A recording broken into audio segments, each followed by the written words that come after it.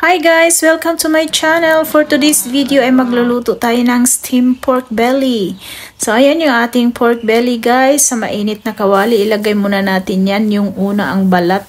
Medyo ating susunugin ng kunti. Pero hindi naman sunugin. Ganyan lang siya guys. Para yata mag-shrink ang balat. Tapos lalagyan natin ng mainit na tubig. Spring onion. Takpan at pakuluan ng 5 minuto. Baliktarin natin guys at pakuluan natin ng another 5 minutes. So ayan, ready na siya guys. Tatanggalin na natin sa tubig at i-rinse natin ng tap water. Tanggalin natin yung balahibo sa gilid guys, di natanggal.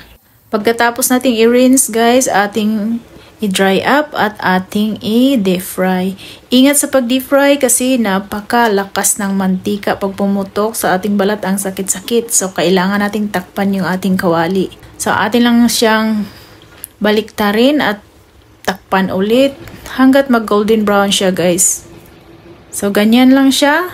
Pwede na natin siyang tanggalin sa mantika. Patuluin muna natin yung ating excess oil guys. Saka natin ibabad sa cold water. Binabad ko siya sa cold water overnight guys. Pero okay lang siya 4 to 5 hours. Medyo mahaba-haba yung ating cooking time dito. Pero okay lang. Pwede to sa mga hindi nagmamadali sa pagluluto. So ayan guys yung ating nasuk ng overnight. Hiwain lang natin siya ng slice. Ganyan lang siya kanipis guys. So after natin yung mahiwa lahat guys, ilagay natin sa ating malinis na bowl. Una yung balat. Yung sa ilalim ang balat guys. Ganyan lang siya. So ilagay natin sa gilid yung iba guys, yung medyo maliit. So after natin yung ma-file sa bowl guys, ilagay natin yung ating 1 tablespoon sugar, 1 tablespoon cooking wine, 1/4 cup soy sauce, green onion, star anise, sliced ginger. So pwede nyo i-adjust yan guys, depende sa dami ng lulutuin.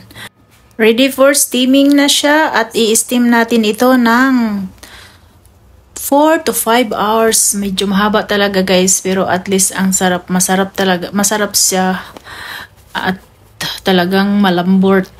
So yung sauce natin guys, ilalagay natin sa kawali, ilalagay natin ng cornstarch with water para maging malapot siya at ilalagay natin sa taas ng ating pork belly. So i-flip over natin siya sa malinis na serving plate at ilalagay natin yun sa sauce. Ilalagay natin sa taas ang sauce, nagkabulol-bulol na. So that's all for today's video and our menu is ready for serving. Thank you for watching. Bye!